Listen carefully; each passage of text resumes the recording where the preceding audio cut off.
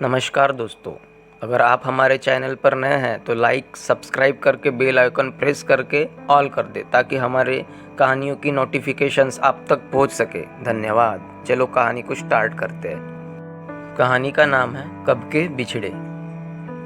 प्रेमी बना जा सकता है, प्रेमी बनने के बाद भी दोस्त बन सकते हैं। मुझसे प्यार न करो लेकिन मुझे तुमसे लगाव है। क्या श्यामली ने शादी के लिए हाँ कर दी? अपनी बेड़ी बेटी आभा की बात सुनकर नैना का स्वर खुशी से पनीला हो गया था। उसकी आंखों में मोती छलकने लगे थे और वो नर्वसनेस में कमरे में इधर से उधर टहलने लगी थी। पर इसके साथ ही उसके दिमाग में सवालों के बवंडर चलने लगे थे। एक आधे सच से शुरुआत हुई है इस कहानी की। जब पूरा सच उसके सामने आएगा तो कहते हैं आधा सच झूठ से ज़्यादा खतरनाक होता है। और जैसा कि आभा रही है, कहीं वो लड़का ही शादी के लिए तैयार न हुआ तो? अगर वो लड़का न कर देगा तो क्या कहेगी श्यामली से? और ये शादी न हुई तो दुनिया तो यही सोचेगी ना कि वो श्यामली की शादी नहीं करना चाहती। कमाऊ बेटी की कमाई हाथ से जाने नहीं देना चाहती, जो कि सच नहीं है। उधर श्यामली के दिल का हाल भी कुछ कम उथल पुथल वाला न था। उसने अपने दिल में झांका, वहाँ उतनी भी वीरानगी नहीं थी जितनी वो आज तक महसूस करती आई थी। वहाँ सुबह की खुशनुमा धूप सा उजाला था, जो गर्मियों की सुबह की तरह तेजी से बढ़ रहा था। दिल का मौसम खुशनुमा होता जा रहा था। एहसासों के खूबसूरत रंग दिल के आकाश पर बिखरते जा रहे थे। कब शुरू हुआ था ये किस्सा? शायद 12 की उल्हड़ उम्र में। परिवार की एक शादी थी। वो नई खिलती कली सी थी। दीदी डांटती थी कि थोड़ा तो श्रृंगार कर ले, पर उसे खेलने से ही फुर्सत नहीं मिलती थी। श्रृंगार का शौक उसे था ही नहीं। क्लास की सबसे तेज लड़की होने का गौरव, पढ़ाई में उसका उत्साह बढ़ता रहता था।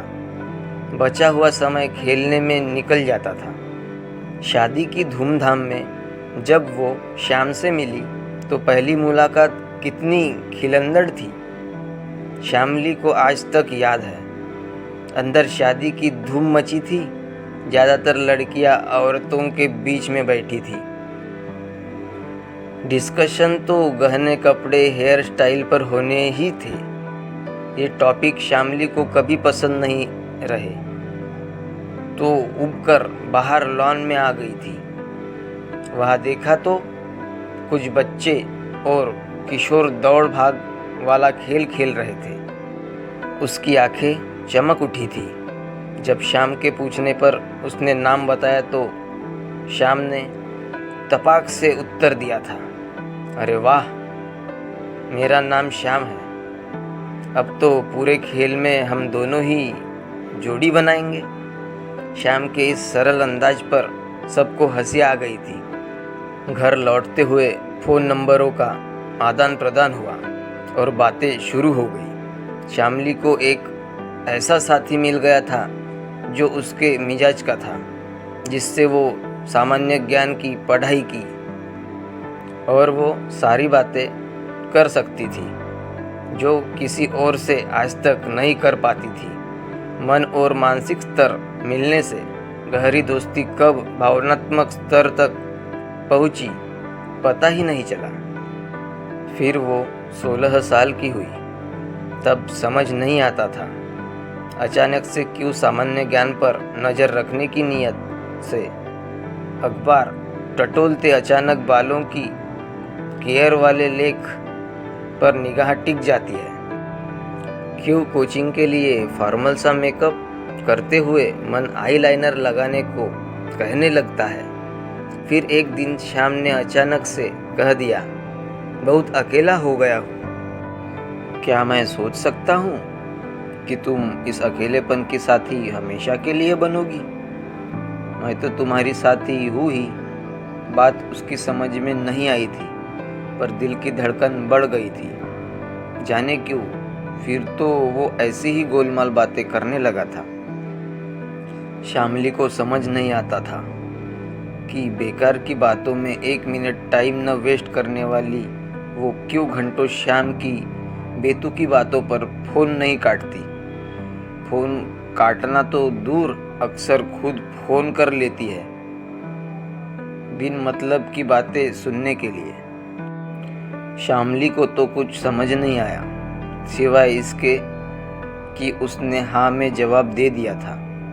फिर तो दिन चंपई और रातें सुरमई हो गई थी। लगने लगा था कि दिल में किताबों के अलावा भी कोई रहता है।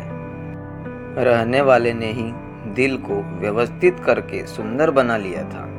वक्त थम गया था, जिंदगी बदल गई थी। फिर एक दिन शाम ने खुद ही मना कर दिया, मैं डिप्रेशन में हूँ, किसी रिश्ते के साथ न्याय नहीं कर सकता।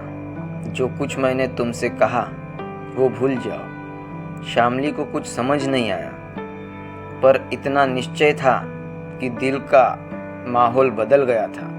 चंपई रंगों में किसी ने काला रंग बिखेर दिया था। मन उदास रहने लगा था। गुस्सा इतनी आई थी कि समझ में नहीं आता था कि क्या करें। आखिर उसने श्याम से मिलकर पूरी बात पूछने का मन बनाया। तभी उसे पता चला कि जिस भाभी की शादी में वो मिले थे उनसे श्याम ने उल्टी बात बताई है। कहा है कि शामली ने उसे प्रपोज किया था, फिर मना कर दिया। शामली को बड़ी गुस्सा आई। उसने श्याम से फ़ोन पर ही भयंकर झगड़ा किया। फिर दोनों ने एक दूसरे को ब्लॉक कर दिया। इस बीच शामली का सिलेक्शन उसकी मनपसंद यूनिवर्सिटी में हो गया। उन्हीं दिनों घर में वो हादसा हो गया।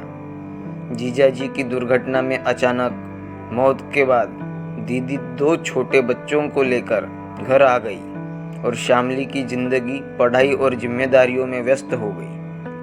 पढ़ाई पूरी करके मनपसंद जॉब पाने के बाद रिश्तों की झड़ी लग गई, पर शामली को कोई भी ऐसा साथी नहीं मिला जैसा वो चाहती थी। हमारे देश में शादी की भी एक उम्र बना दी गई है। वो उम्र निकल जाने के बाद रिश्ते मिलना मुश्किल हो जाता है, ऐसा कहा जाता है। वही शामली के साथ भी हुआ और उसने मान लिया कि उसे अब एकाकी ही जीना है। लिव इन के लिए कई हाथ आगे बढ़े, पर उसका भरोसा टेम्पररी प्यार पर कभी नहीं रहा। और अब अचानक इस मोड़ पर फिर से वो रिश्ता आया है। शामली को आश्चर्य है कि उसके मन में अब भी प्यार है श्याम के लिए। क्या किसी बात का डर था मुझे। नैना का गला बैठ गया। मुझे लग ही रहा था कि कहीं ऐसा न हो। कैसा न हो? शामली के पूछने पर नैना ने बात बदल दी। हालांकि अचकचा गई थी वो। आभा और नैना डिस्कस कर ही रहे थे कि शामली के पापा ने कहा, कुछ मत कहो, बस वक्त का इंतज़ार करो। पर शामली के मन में प्रश्न वक्त के साथ बढ़ते ही जाते थे। उसके पीछे शादी के लिए हाथ धोकर पड़े रहने वाले मम्मी पापा अचानक उससे हाँ करवा कर खामोश क्यों हो गए। आखिर उसने पूछ ही लिया और नैना फुटकर रो पड़ी। बेटा श्याम शादी नहीं करना चाहता। वो रिश्ता उसकी ओर से नहीं, उसकी माँ की ओर से आया था। उसकी माँ को लगता था कि उसका बेटा तुझे चाहता है, पर ऐसा नहीं है।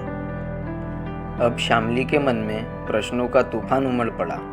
आखिर क्यों सालों पहले उसने पहले प्रपोज करके फिर खुद ही न कहा, और आज ये सब क्या हुआ? कैसे उसकी माँ को ख्याल आया कि उसका बेटा मुझे चाहता है? आखिर शामली ने तय किया कि वो उन भाभी से ही पूछेगी जिनकी शादी में वे मिले थे और जो दोनों को जानती है।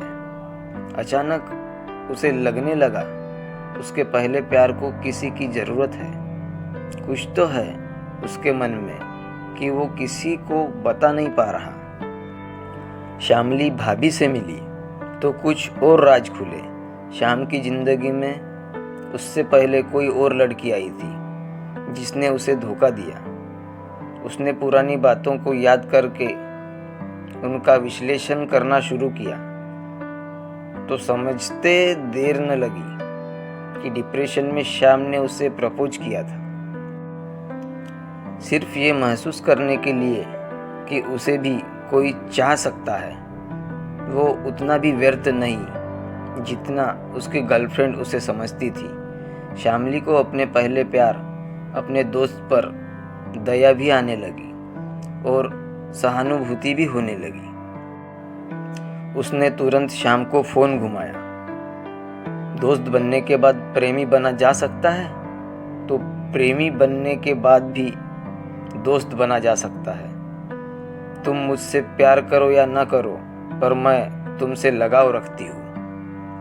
मैंने तुम्हें माफ़ किया और तुम जब भी चाहो एक दोस्त के नाते मेरे सामने अपना दिल खोल सकते हो। तुम दोस्ती से आगे न बढ़ना चाहो तो कोई तुम पर दबाव नहीं डालेगा, ये मेरा वादा है। दूसरी ओर से कुछ देर सिसकियों की आवाज़ आई, फिर फ़ोन कट गया। तभी मैसेज गुनगुनाया, थैंक यू श्यामली, मुझे एक दोस्त की सख्त ज़रूरत है। एक दिन तुम्हारे सामने दिल का हाल खोलूँगा ज़रूर। क्या पता। श्यामली मुस्कुरा दी। कहानी कैसी लगी तो कमेंट में ज़रूर बताएं दोस्तों। धन्यवाद।